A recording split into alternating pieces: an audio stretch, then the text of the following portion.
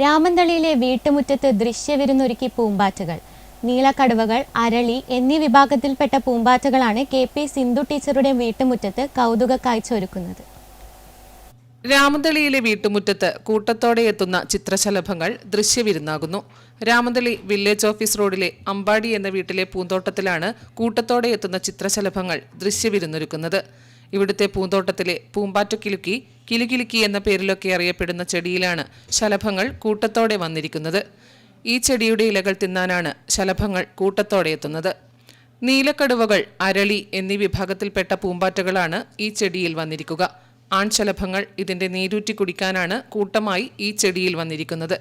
ആൺശലഭങ്ങളിൽ pheromone ഉൽപ്പാദിപ്പിക്കാൻ ആവശ്യമായ ഘടകമായ ഒരു ആൽക്കലോയിഡ് ഇതിന്റെ നീരിൽ അടങ്ങിയിട്ടുണ്ട്.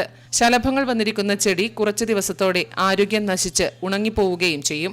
ഇലകൾ നശിക്കുന്നതോടെ കുറച്ച് ദിവസങ്ങൾ കഴിയുമ്പോൾ ചിത്രശലഭങ്ങളെ കാണാതാകും. ശലഭ ദേശാടനത്തിന്റെ ഭാഗമായാണ് ശലഭങ്ങൾ എത്തുന്നത്. ശലഭോദ്യാനങ്ങളിൽ ഈ ചെടി വച്ചുപിടിപ്പിക്കാറുണ്ട്.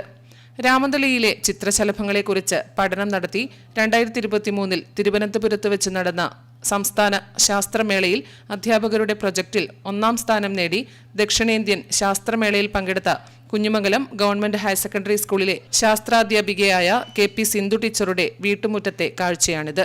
Network news, Payyanur.